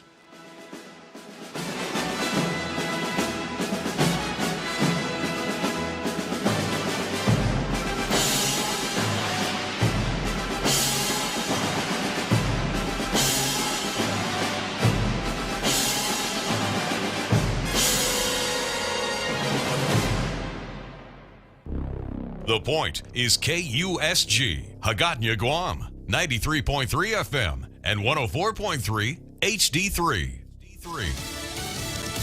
Bank employees held hostage for hours. I'm Carmen Roberts, Fox News. An 8-hour hostage drama at a bank in St. Cloud, Minnesota ended safely last night. Peaceful resolution, the best possible outcome we could have had. Police Chief Blair Anderson says a bank robber released 4 hostages from a Wells Fargo bank several hours into the standoff while keeping one. The last hostage that was being held took his chance and made a run for the door. And as he was running towards the door, both tactical units, ours from the St. Cloud Police Department and the Federal Bureau of Investigation's tactical unit, made a simultaneous entry. Chief Anderson identified the suspect as Ray Rico McNary and says he has an extensive criminal history. McNary's in custody. No injuries reported. Prosecutors in Idaho say they're considering serious charges for a 6th grade girl. They say shot and injured 2 students and a custodian. Once the investigation is completed, we will be filing appropriate charges, possibly including 3 counts of attempted murder. Jefferson County Prosecutor Mark Taylor. A possible smuggling operation uncovered in San Antonio, Texas, after a police officer stopped a tractor-trailer truck last night and found it filled with migrants. Witnesses say as many as 100 people were crammed inside the truck and that some escaped. President Biden takes to the road again to promote his multi-trillion-dollar infrastructure plan, traveling yesterday to the Republican stronghold of Louisiana. When you build better roads, or extend the train line over to the next town, or install reliable high-speed internet, it sparks new life and investment in communities. It gives people hope. The president says he's willing to negotiate with Republicans, but